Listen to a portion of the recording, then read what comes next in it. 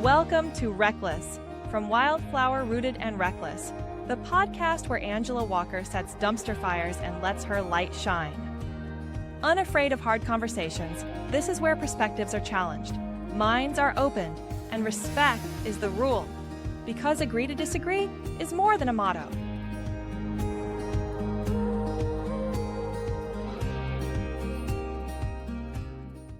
Hello and welcome to Reckless from the Wildflower, Rooted and Reckless podcast. I am Angela Walker. Today, we are going to talk about one of my favorite holidays. It is coming up and I am really excited for it. People always ask what each other's favorite everything is, right? So like, what is your favorite holiday? What's your favorite holiday? Well, my favorite holiday is Thanksgiving. The reason Thanksgiving is my favorite holiday is because there really is no expectations. You don't have to bring any gifts. You don't really have to buy anything, I guess, other than making the food, which I enjoy doing anyway. There really aren't the same expectations. And I guess it's just always been a positive experience for me. We've talked about before that I enjoy awkward conversations and I enjoy having like the taboo conversations. So again, Thanksgiving is a natural winner for me. But here's the thing. Thanksgiving is like the forgotten holiday. I realize in the grand scheme of things, this is kind of a random topic, but in true Reckless fashion, I just don't care. It's been heavy on my mind and, weighing on my heart as well. So a lot of people love Halloween. We dress our kids up, we parade them around, and we collect candy from strangers, which we then apparently have to check to make sure that there's not razor blades or drugs that have been laced in them, which is strange because I have it on pretty good authority that most people with drugs aren't willing to give them up, like put them into candy for children. It's just not that common of a thing. I guess you'd have to be like a really sick person who's not on drugs and doesn't want the drugs to do something like that. Anyway, I digress. So we have Christmas where we buy all the things, go beyond our means. And then of course, all the holidays around Christmas. I'm only super familiar with Christmas, so I'm not going to talk about the other ones and get those all messed up and have everybody all upset. But same premise, right? That we get together, we buy gifts for one another, and that's a lot of stress to me. Like trying to figure out what somebody wants and then having to buy that for them. It's just a lot. It's so much stress. I enjoy gift giving, but the expectation that has evolved or come with Christmas it's just too much. And it's just become so commercialized, just so buy the decorations, buy all the presents, buy all the wrapping paper. The wrapping paper. We are spending, I don't even know how much money on wrapping paper to wrap presents that then get unwrapped, like ripped apart and thrown away. And yes, there are some very savvy people that actually save their wrapping paper and fold it nicely and steam it and all the things and save it for the next time. But as a majority, like that's not a thing that's happening. And it's just weird and dumb. Let's just see, because now I'm curious. Americans use 4.6 million pounds of wrapping paper. Americans spend upwards of $2.6 billion collectively on wrapping paper. With an average length of 30 feet per roll, this amounts to around 360 billion feet of wrapping paper, enough to circle the earth more than 14 times. We could actually literally wrap the earth for Christmas with all the wrapping paper we use. That's insane. New Year is a good one. I do like New Year's. I really don't have any complaints about New Year's other than not wanting to be out on the roads because of the drunk drivers. But New Year's is a good one. You do kind of set yourself up for what's to come. You got to have like your word or your resolution or whatever. So, all right, New Year's. Okay. I do enjoy Valentine's Day. It's probably my second favorite holiday because for me anyway, there's really no expectations. Like, let's go out to dinner. It's like a mutual love holiday. Anyway, so I bring up Halloween and Christmas because, believe it or not, in the middle of those two, like in between those two, is another holiday, and it is called Thanksgiving. And it is like the forgotten holiday, and I don't understand that at all. So there's some mainstream stories that are taught in schools about Thanksgiving. Everything from Thanksgiving being rooted in like harvest festivals where communities come together and give thanks for a bountiful harvest and blessings of the year. Colonists in North America, immigrants often declare days of Thanksgiving or prayer in gratitude for favorable events. So a good harvest, safe voyages, relief from drought. Just an example, after a drought in 1623, settlers in what became Massachusetts held a day of Thanksgiving, prayer, and fasting when rain relieved the drought. The first Thanksgiving story, one of the most popular origin stories, is the 1621 settlers or pilgrims at Plymouth shared a 3-day feast with local indigenous people. This feast is portrayed as a moment of cooperation, gratitude, and mutual sharing between colonists and indigenous peoples. I have no idea. Here's the thing. I'm not going to pretend to know what happened in the past. Yes, there are stories that have been passed down. Yes, there is a game called Telephone that even if you sit 5 people in the same room and whisper to each one, it comes back different. So I have a really hard time with just accepting what people tell me from hundreds of years ago. If I wasn't there and I didn't get to see it, look, there's his side, her side, and the truth. If there's 15 people in the room, well, now there's 16 sides of a story, right? The 15 people and the truth. So I get it. A lot of people have shied away from Thanksgiving because now they're saying that it wasn't as cooperative as we've been led to believe, and that it's really nothing to be celebrated, and we stole and we raided people, the indigenous people, and stole from them and things like that. I don't know if that's true or not. I have no idea. I wasn't there, and I don't know anybody who actually was. So I have to go with what Thanksgiving means to me. Over time, the tradition was institutionalized. For instance, in 1789, George Washington proclaimed a day of public thanksgiving and prayer after the adoption of the U.S. Constitution, asking citizens to give thanks for freedoms. Okay, that's fair. Later presidents and congressional acts formalized Thanksgiving as an annual national holiday. In 1941, U.S. law fixed Thanksgiving as the 4th Thursday of November.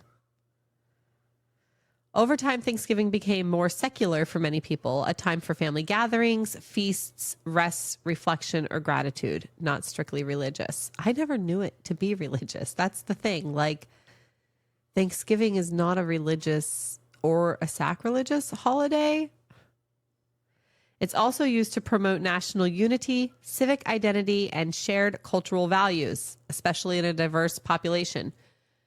Right, exactly. It's used to promote national unity, civic identity, and shared cultural values.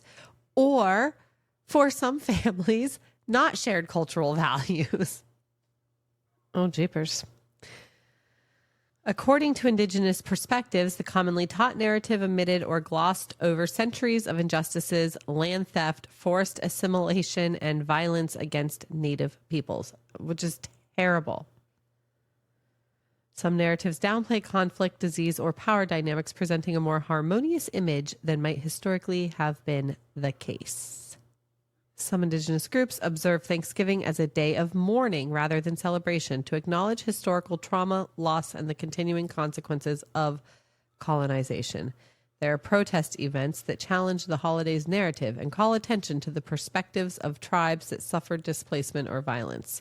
Some activists have coined terms like thanks-taking to reclaim the narrative and highlight indigenous resilience and sovereignty rather than the standard celebratory framing.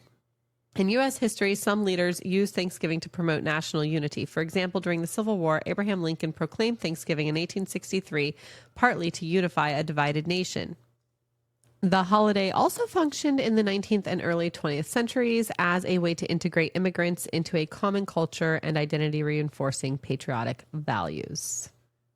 Then we get into like conspiracy and fringe controversial type claims. They're less mainstream, more speculative. So you've got like whitewashing or propaganda. Some see the popular Thanksgiving narrative as propaganda that obscures or sanitizes colonial violence, presenting a sanitized version of history. Critics say that some of the narratives were shaped by political or ideological forces, example, editors, school curricula to promote certain values or national identity at the expense of marginalized perspectives. That's terrible.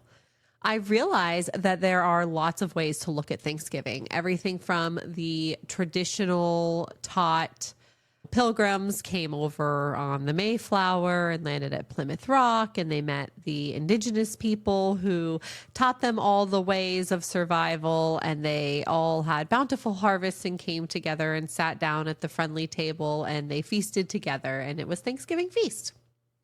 And then obviously over the years, it was like, yeah, it wasn't quite like that. Basically, they came over on their boat and they captured us and pillaged us and ravaged us and stole from us and forced us to sit with them and pretend to be friends. That's terrible. That's terrible. And I understand wanting to err on the side of caution, but also maybe the truth is somewhere in the middle. I feel like for me, from my perspective, God makes everything good.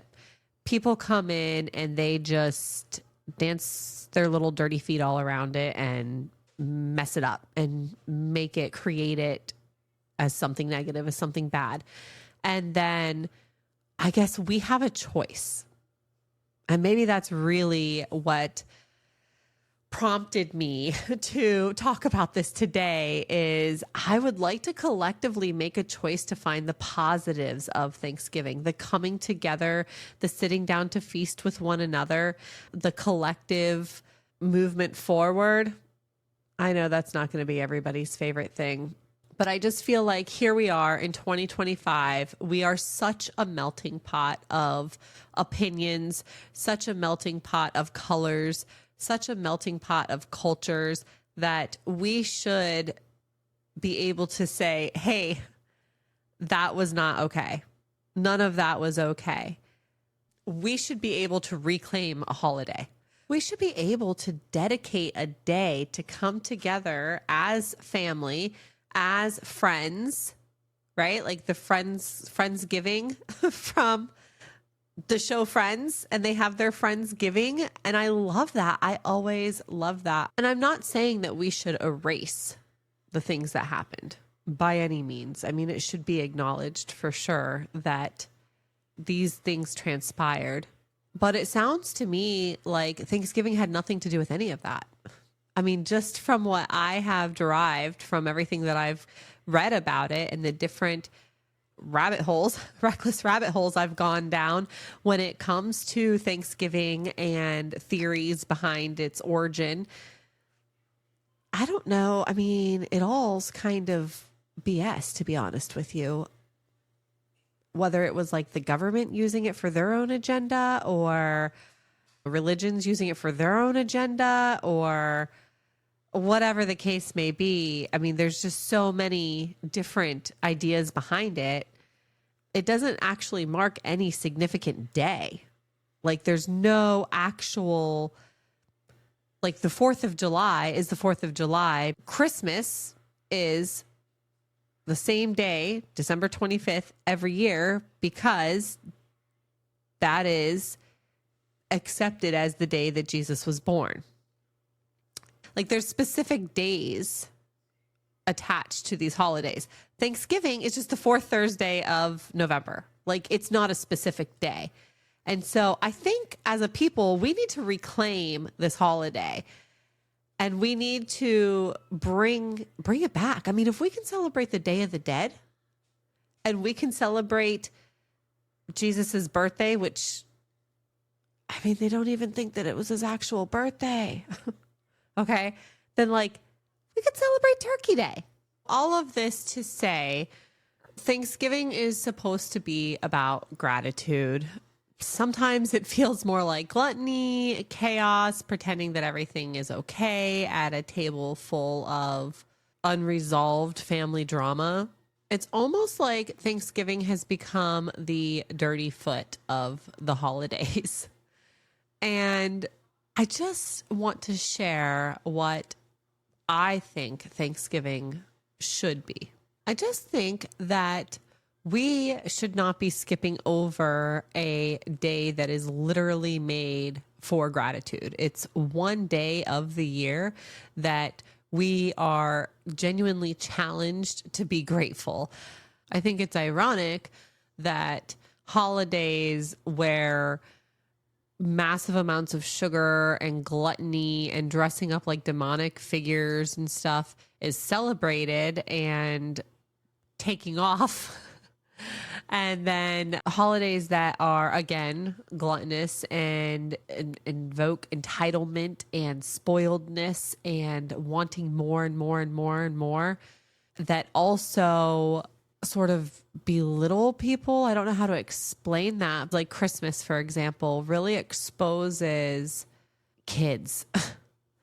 I just think about volunteering in the classrooms when my kids were younger, and there would be, especially around Christmas time, kids talking about what they want for Christmas, what they want. You know, they're all excited. Santa's going to bring them, even if they didn't believe in Santa, you know, what they were going to get for Christmas. And then after Christmas, there was something interesting that would happen. The kids that got exactly what they thought they were going to get came in, and I can't say that they were necessarily happy or happier. It was almost like a duh, like, yeah, I got what I put on my list. Of course I did. Even if they were one of the kids that had their name on the board all the time. And then you had the kids that did not get what was on their list. And there's such an array of them as well. And it left them feeling as less than. And I know that there's going to be this whole sector of people that's going to say, like, that's their parents' problem. That's their issue, right? Which is ironic because these are the same people that are going to be like, this is a society problem later on when these kids grow into adults and become a member of society. But I've really gone into the weeds on this. Anyway, let's back up here, because really what I'm trying to say is I miss Thanksgiving. I want to see Thanksgiving decorations in front yards. I want to see more Thanksgiving celebrations, and I want to see new Thanksgiving traditions. One of my favorites is a friend of mine on Facebook does a like Thanksgiving tree. I'm pretty sure that it is a branch that one of her kids picked out of the yard. In fact, it might be a branch that was picked out of the yard like many moons ago, and they use it every single year. Maybe it's a new branch every year. I'm not sure.